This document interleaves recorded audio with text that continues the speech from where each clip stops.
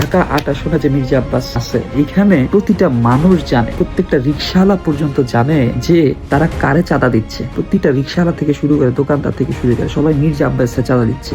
Even তাদের মৃত্যুর ভয় আছে, বা তাদেরকে পিটানো হবে জনসমক্ষে, বা বিভিন্ন ভয়ের কারণে, ভয় প্রলোভনের কারণে তারা মুখ খুলতে পারে না। আপনারা দেখবেন বিএনপি নেতারা যখন যায়, যখন দেখবেন বিএনপির পোলাপান যায় মুন্ডা নিয়ে পিস্তল ভাই, এদেরকে দেখলেই মানুষ আতঙ্কে থাকে। কারণ মানুষের তো জীবনের ভয় আছে, মানুষের ফ্যামিলি আছে, ওই আতঙ্কে থাইকা এই টাকাটা দিতে তারা বাধ্য হয়।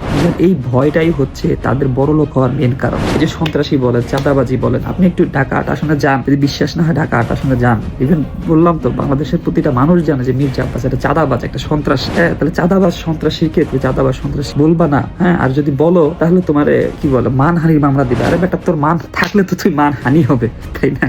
তোর মান সম্মান থাকলে তো তোর হানি হবে। ভাই সত্যি কথার এই যুগে দাম নাই। এবার দেখেন বিএনপি চুরি বাটপারি করে ক্ষমতায় গেছে, এখন ক্ষমতা দেখাই এই পাটোয়ারিরে মামলা দিছে। মির্জা আব্বাসের আগের নাম কিন্তু ছিল আব্বাস উদ্দিন। মির্জা আব্বাস অনেক ভালো মানুষ, বুঝলাম, সাচ্চা মুসলমান। আচ্ছা, মির্জা আব্বাস যদি সাচ্চা মুসলমান হয়, আমার জাতির কাছে একটা কোশ্চেন, চলেন আমরা সবাই মিলে একটা কোশ্চেন করি। মির্জা আব্বাসের ইনকাম সোর্সটা আমাদেরকে দেখানো হোক। মির্জা আব্বাস ব্যাংকের মালিক কিভাবে হয়েছে ওইটা আমরা জানতে চাই। মির্জা আব্বাসের হাজার হাজার কোটি টাকা কিভাবে হয়েছে ওইটা আমরা জানতে চাই। কিভাবে একটা দপ্তরের ছেলে আজকে হাজার হাজার কোটি টাকার মালিক, এটা জাতির জানতে চাই। আমাদের সবার সামনে এই জিনিসগুলো উপস্থাপন করুন যে কিভাবে কোন জাদুকরি বলে, কোন আলাদিনের চেরাকের বলে সে ঘোষা দেওয়ার সাথে সাথে এত হাজার হাজার কোটি টাকার মালিক হয়ে গেল। সে যদি আমাদেরকে বলতে পারে, সঠিক পন্থা বলতে পারে, সৎ পন্থা বলতে পারে, কেন আমরাও হইতে পারবো না? আমরাও ওই জাদুর চেরা ঘোষা দিব, সমস্যা কি? ওইটা যদি ভালো হয়, সৎ কাজে হয়, তাহলে আমরাও করবো, সমস্যা কি? ভালো থাকেন। আসসালামু আলাইকুম।